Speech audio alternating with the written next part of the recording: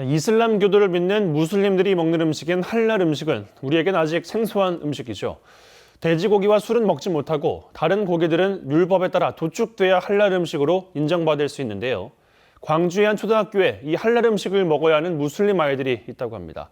그런데 한국 급식을 먹다 보니 급식 시간마다 밥을 제대로 먹지 못하고 있다고 합니다. 어떤 사연인지 남궁욱 기자가 취재했습니다.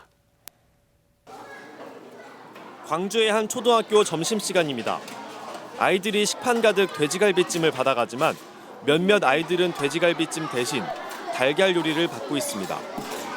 이 아이들은 아프가니스탄과 시리아에서 온 무슬림으로 율법에 서용한 할랄 음식을 먹어야 하기 때문입니다.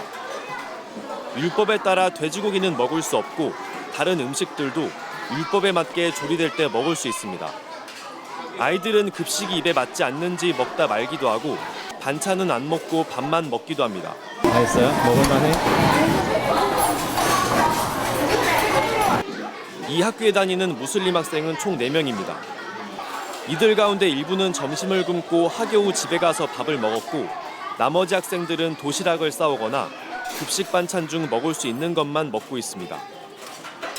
시민단체는 학생들의 인권과 다양성을 존중해야 할 교육청과 학교가 소극적으로 대처하고 있다며 이 아이들의 인권은 누가 지켜줄 것이냐고 목소리를 높입니다.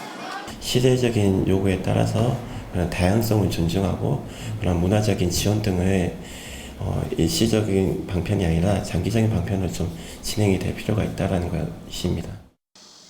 학교는 시설과 인력 등 현실적인 어려움 때문에 할랄 음식을 제공하지 못하고 있습니다.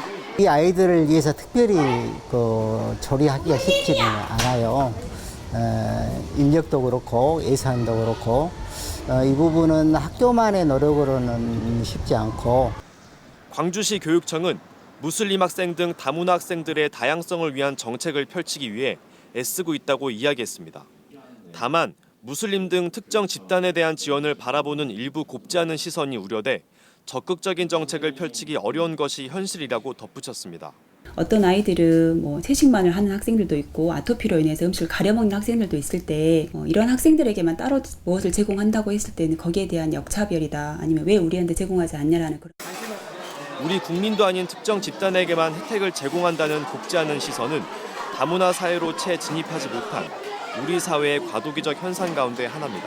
속도에 비해서 다문화 교육이나 함께 사는 공존 교육이나 인권 교육이 사회, 학교 혹은 적절하게 진행되고 있는지를 질문해야 할 때인 것 같습니다. 광주에서 학교를 다니는 외국 국적 학생 등 다문화 학생은 3,500명으로 3년 전보다 50% 증가했습니다. 다양한 국가와 문화적 배경을 지닌 사람들이 한국 사회에서 늘어나는 게 현실인 만큼 이제는 이들과 어떻게 어우러져 살아갈지 고민해야 할 시점입니다.